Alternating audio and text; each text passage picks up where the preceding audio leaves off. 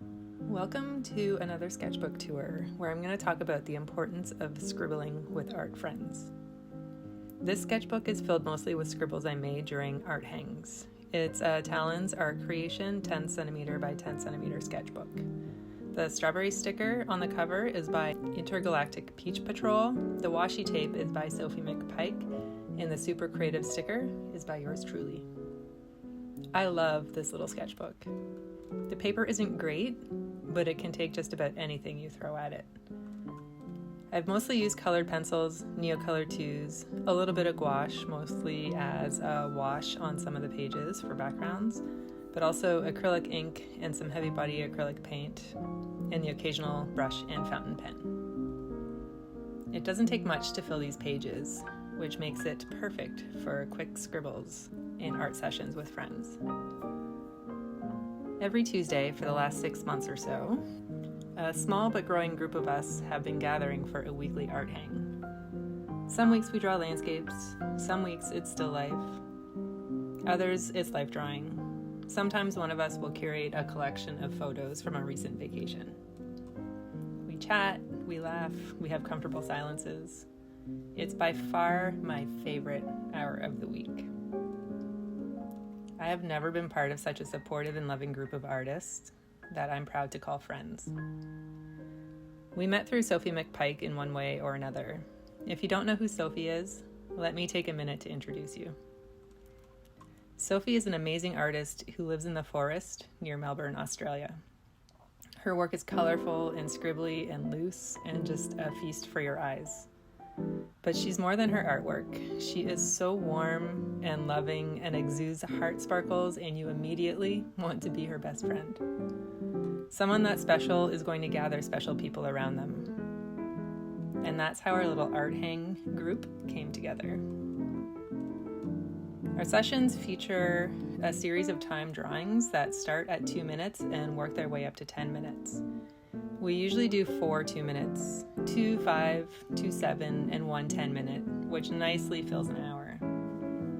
We're all located around the world, from Toronto, Australia, Germany, Florida, Portland, etc., but we manage to find a time that works for most of us most of the time. However you gather your art friends, I highly recommend building a community you can regularly gather with, whether it's in person or virtually.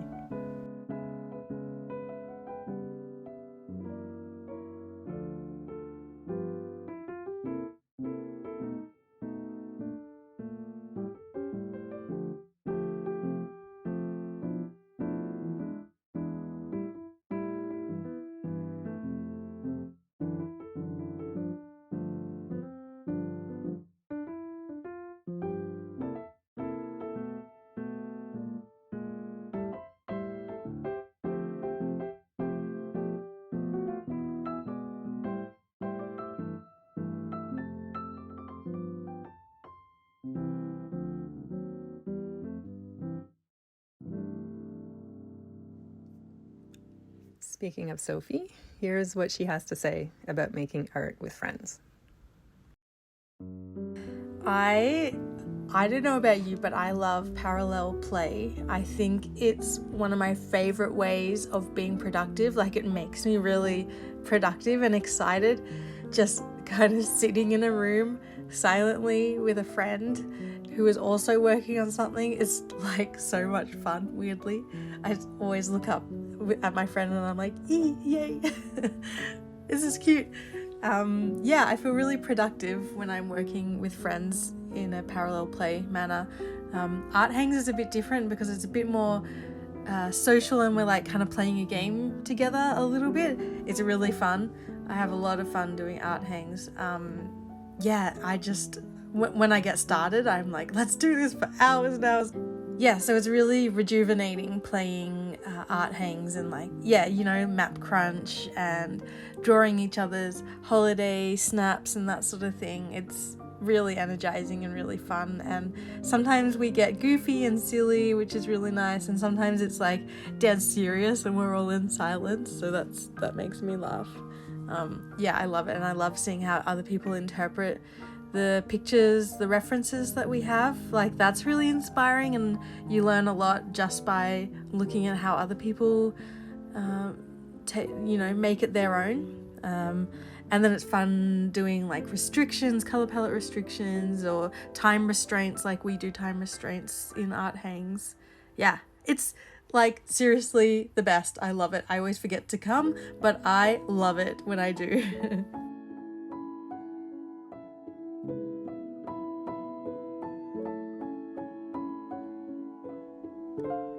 My friend Neha says, I've really just loved the little art hang community we have made. Being able to chat freely while we do the art hangs, talking about the reference stuff going on in our life, to weird stuff like fly farts.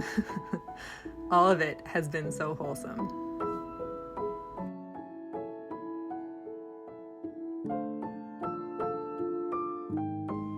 Here's what my friend Susie has to say about the importance of having art friends to her. Why is it important to have art friends and make art together?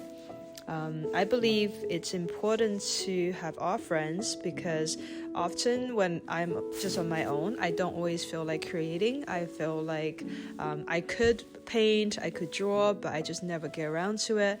However, when I'm in the environment of other people who are also making art, whether it's drawing, painting, doing calligraphy or origami, wherever it is, it just really gets my creative juice flowing. And I love that environment where I'm inspired by other people making art, and then I want to be part of it as well. It's kind of like watching someone else, have fun, and then I want to be in on the fun. It's important to have art friends so that I keep my creative juice flowing and keep the fun coming. So that's why I like to have art friends, and I think it's important to be in that environment when creating.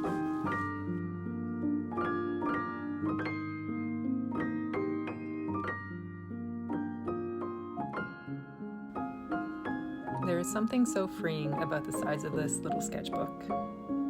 I find sometimes bigger pages can feel intimidating, like there's pressure to make something good, something finished. But these little pages just invite a level of playfulness that I haven't felt in any other sketchbook I've used in the past. It's really helped me to learn to loosen up and to be freer with my marks, to have fun and to play. And I found it's carrying over into my other work as well. Maybe it's the journey most people take when they get into art, or maybe it's just my own. But I found when I started, I was really tight with my pieces, that I wanted what I was painting to look like what I was painting, almost to the point of realism. Sure, I want what I paint to be recognizable. I'm not an abstract artist. But I want my artwork to feel fun and loose and to have a sense of playfulness. And I find this sketchbook has really helped me push further in that direction.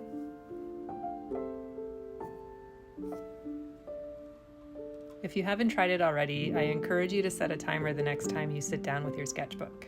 Gather your references in advance. It can even be the same image that you use over and over. Start with 2 minutes. No cheating. You won't get everything in that you want to, and that's okay. The more you do, the more you will learn to see what the most important things are that you want to get down. Once you've warmed up with a few 2 minutes, move up to 5 minutes.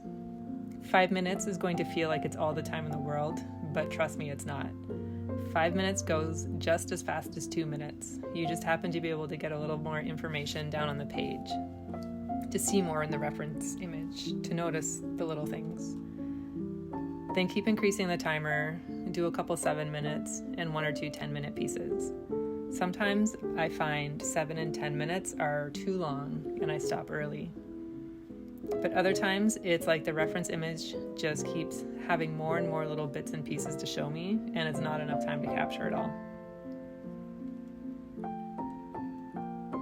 As you're gathering your reference images, it's helpful to structure them from more simple to more complex, but it's not a hard and fast rule. Actually, there are no rules. I'm just sharing my experience here. One place we often turn to for reference is mapcrunch.com.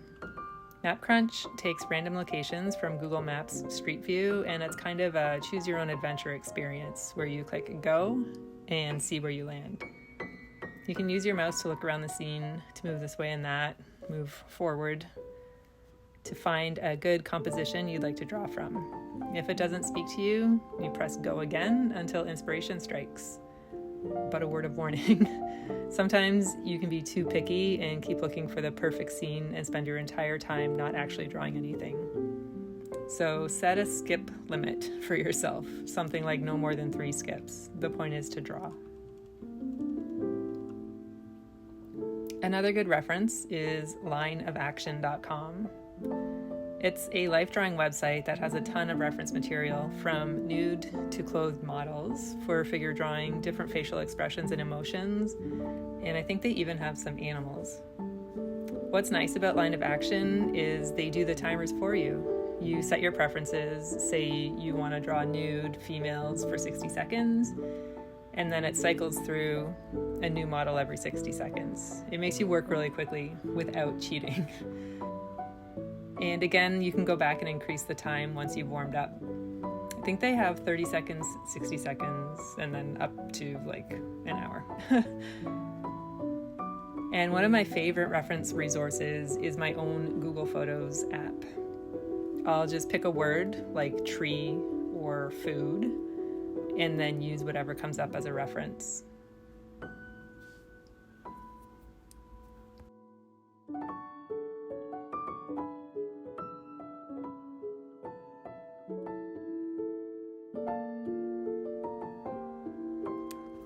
I think that's all the tips, tricks, and information I have to share with you about my little sketchbook here.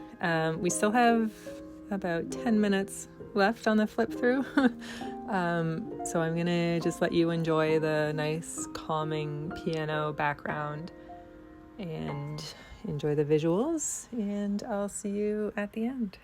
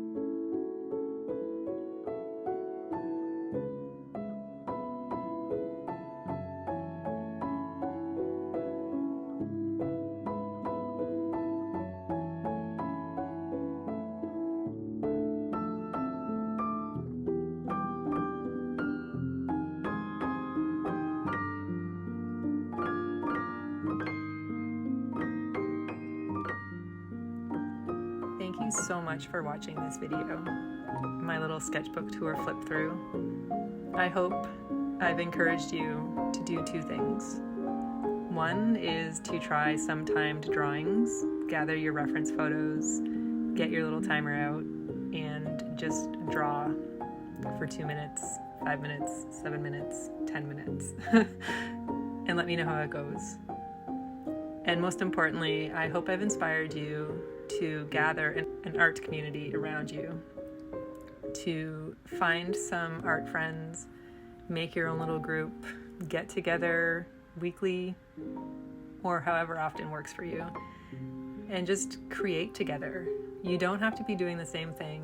Just be in a room, be on a video chat, and just create. Creating together, there's something magical about it. And I hope you find your art group. Thank you again so much for watching. Don't forget to like and subscribe. Let me know in the comments how your first time drawing sessions go. I'm really curious to hear. I'll see you in the next one.